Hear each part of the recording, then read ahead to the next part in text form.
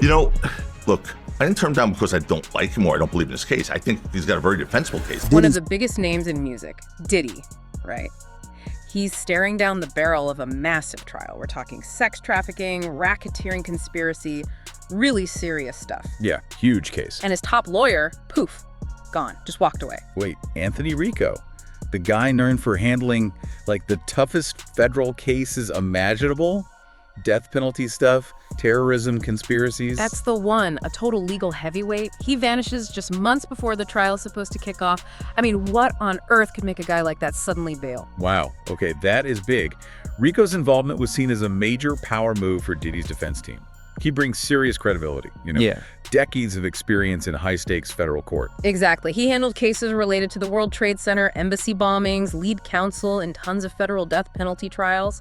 His joining the team initially made everyone think, okay, Diddy's got serious firepower. So for him to just leave, it sends up massive red flags. You don't just walk away from a case like this unless something significant happened. Right. And the official motion he filed to withdraw, so cryptic. It basically just said something like, it was necessary to let Diddy's defense proceed without delay. Total lawyer speaks, tells us absolutely nothing concrete. Yeah, standard procedure to keep things vague, especially with attorney-client privilege involved. But behind the scenes, you know something big must have gone down. Disagreement over strategy. Maybe new evidence surfaced that created an ethical issue. Could be anything. So frustrating not knowing. But let's look at the timeline. Maybe that sheds some light. Okay, yeah. Diddy gets arrested back in September 2024. Yeah. Rico comes on board pretty quickly, joining Alexander Shapiro. They set the trial date for May 5th, 2025. Right. And then the defense team tries this interesting move. They filed to dismiss one of the charges, the transportation to engage in prostitution one. Under the Mann Act. Yeah. They argued the law itself had some alleged racial bias in how it's applied. Yeah. A pretty bold legal argument. And then, boom, February 21st, 2025. Not long after that motion to dismiss, Rico files his motion to withdraw. So the timing is interesting, filing that motion and then Rico leaving. Yeah. It definitely looks connected somehow. You bet. And you know the internet went wild with theories. The big one was that some secret audio got played in court, something so bad Rico had to run for the hills. Any truth to that? Okay, let's clear that up. There was incredible damaging video evidence, that awful surveillance footage from 2016 showing Diddy assaulting Cassie Ventura. Yeah, I remember that coming out. Horrific. Absolutely horrific. Yeah. But here's the thing. That video wasn't shown in court until May 2025. Ah, okay. Which was after Rico had already resigned back in February.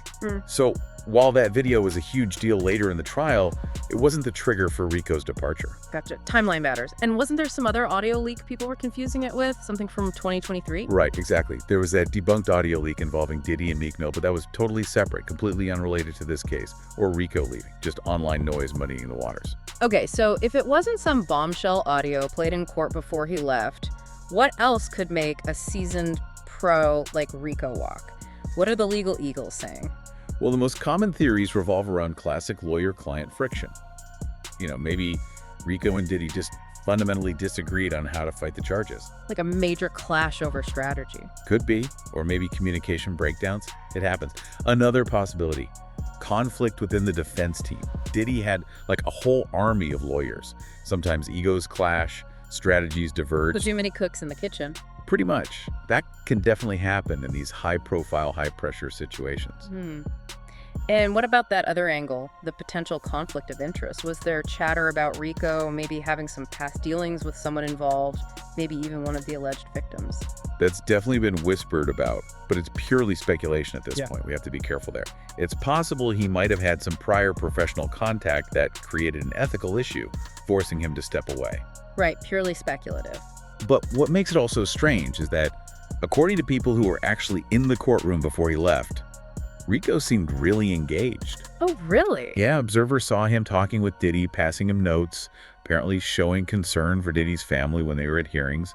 He didn't look like someone about to jump ship. Which just makes his sudden exit even more of a head-scratcher. Okay, so Rico's out, but the trial machine keeps grinding.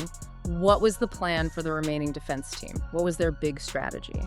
Well, according to Joe Tacopina, another high-profile lawyer who actually considered representing Diddy but said he had scheduling conflicts. Right, he didn't take the case, but he commented on it. Exactly.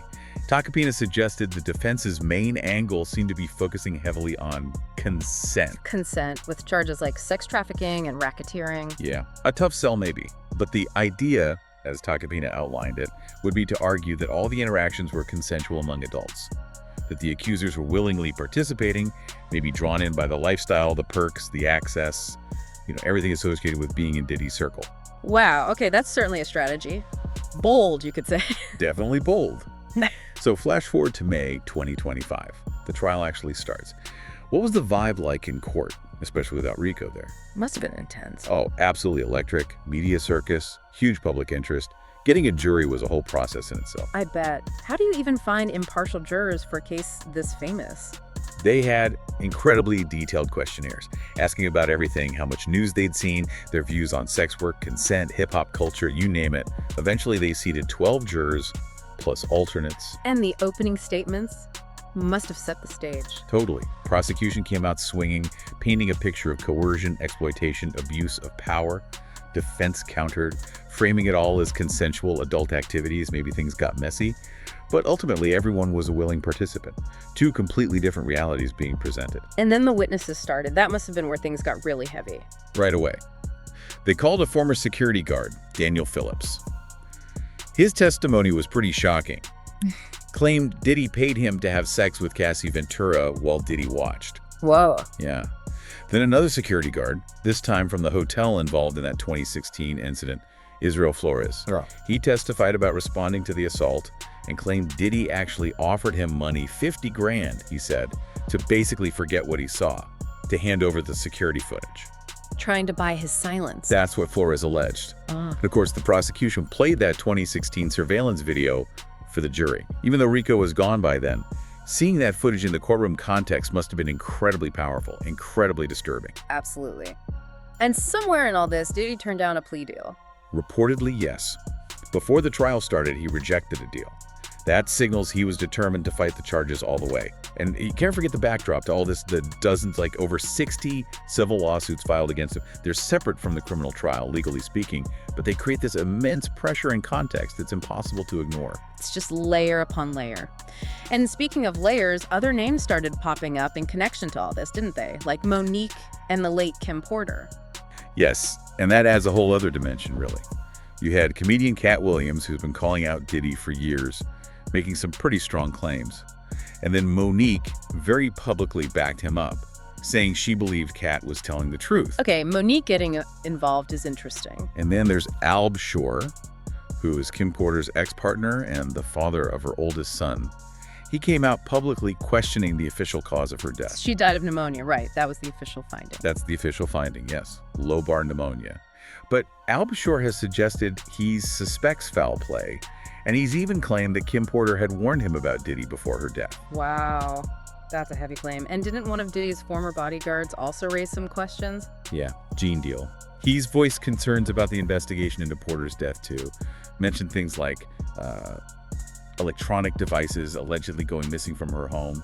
And he made a claim about her casket being ordered before she died, though that specific claim about the casket timing has been disputed. Okay, so lots of swirling questions and claims there, but it's super important to stress, like you said, the official cause of death is pneumonia. Absolutely crucial. And Kim Porter's own children have come out and publicly refuted these conspiracy theories surrounding their mother's death. Their voices are paramount here. Definitely.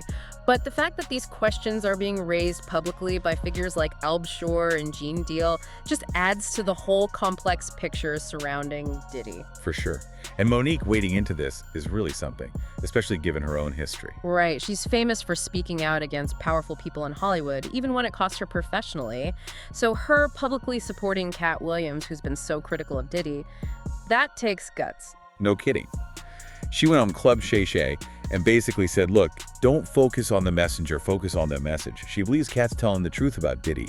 She even made some pretty pointed jokes linking Pastor T.D. Jakes to the Diddy situation. And Jakes' name did come up in one of the lawsuits against Diddy, didn't it? It did, yeah. He was mentioned in Rodney Jones's lawsuit, although Jakes himself wasn't sued and denied any wrongdoing.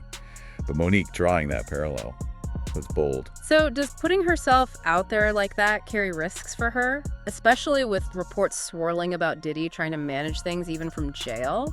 Well, there have been allegations unproven, but reported that Diddy was trying to influence potential witnesses, using other inmates' phone accounts to make calls, maybe even coordinating social media campaigns to shape the narrative. Trying to control the story from behind bars. That's the allegation. So yeah, for someone like Monique, who is speaking out so forcefully against them and challenging the narrative, you have to wonder. Alb Schur even mentioned he increased his own security after he started speaking out about Kim Porter. It really highlights the power dynamics, doesn't it? It really does. Monique seems to operate from this philosophy of needing to speak truth to power and the consequences, almost like it's a duty to prevent more harm. She's constantly railing against what she calls the culture of fear and silence in entertainment. And by speaking out, she's directly challenging that culture. Exactly. She's poking the bear, so to speak, challenging these deeply entrenched power structures. Whether that comes with direct risks in this specific Diddy situation, we don't know for sure, but historically, challenging powerful people often invites backlash. Okay, so let's circle all the way back to where we started that original mystery, Anthony Rico, the high-powered lawyer who just vanished from the case. Right. After all this, we still don't have that smoking gun, that definitive answer for why he left. Attorney-client privilege keeps that locked down tight. Maybe we'll never know for sure. Quite possibly. But his departure remains this massive kind of symbolic question mark hanging over the entire saga. It tells you just how much pressure, how many complex unseen factors are swirling around a case like this. It really does. So as this trial keeps going, more shocking stuff comes out, and we're still wondering about Rico. It just makes you think, doesn't it? What does this whole mess really tell us about the entertainment world, about the hidden truths, the power games that go on behind the velvet rope? And you have to ask, who ultimately pays the price when people stay silent? And if this kind of scrutiny can crack the foundation around someone like Diddy, what other seemingly solid walls in that industry might just be waiting to crumble?